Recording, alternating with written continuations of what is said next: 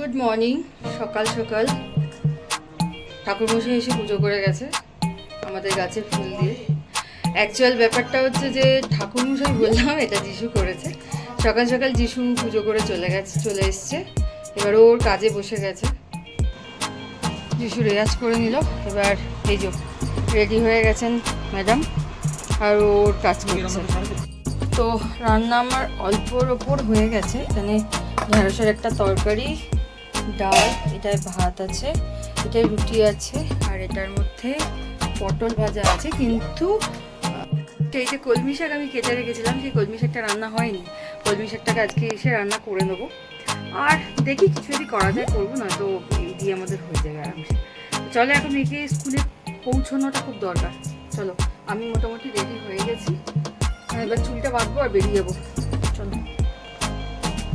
Basically আজকে আমার স্কুলটা যাওয়া হবে না, কারণ কালকে দেখলে আমার পাটা কেটে গেছে। আর পাটা কেটে যাওয়ার জন্য আমার পা ভীষণই ব্যথা।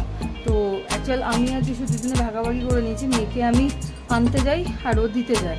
তো ও আমাকে বললো প্রথম দিন তো তুমি যখন স্কুল যাবে না, তাহলে চলো আমার সাথে, তোমার তো নাবা ওঠা করতে হবে না।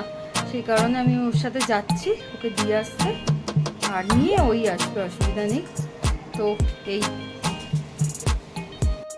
দেরি হয়ে গেছে, চলো বেরিয়ে যাই এবার। আমি এই যে বেলুড় মঠ, মেয়ে স্কুল যেতে বেলুড় মঠ পড়ে, আমাদের গেটটা দেখালে বুঝতে পারবে।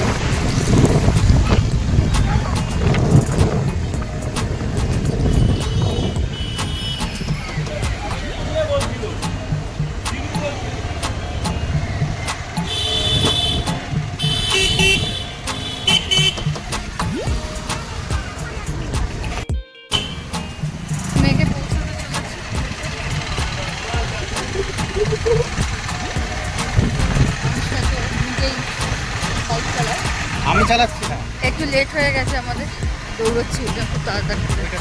যেন হাফ চলে গেল, মানে প্রচেষ্টা ব্যাপারটা নেই তোমার।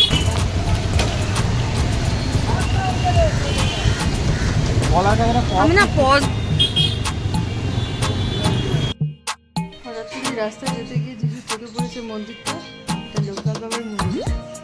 এটা কি ঠাকুর আছে জানি না। সেই সিঁড়ি দিয়ে আমরা এখন উপরে উঠছি, আর এখানে সময়সূচিটা দেওয়া আছে। এখানে সময়সূচি দেওয়া আছে। যথারীতি আমার পায়ে লেগে আমি হাঁটতে পারছি না, খুব কষ্ট করে উঠছি।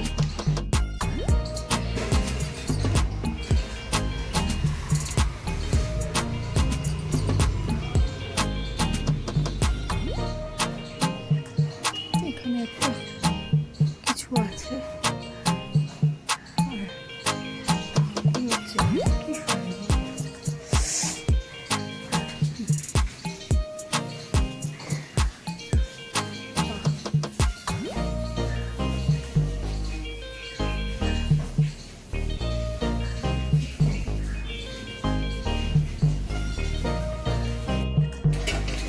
লালবাবা কলেজের রাস্তাটা।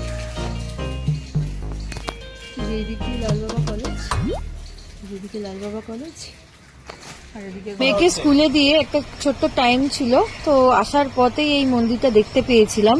তো দেখলাম লোকনাথ বাবার মন্দিরটা বেশ সুন্দর করে, কোনদিন চোখে পড়েনি, কোনদিন আসিও নি এখানে, ভালো লাগলো বেশ। সেই কারণে তোমাদেরকে শেয়ার করলাম।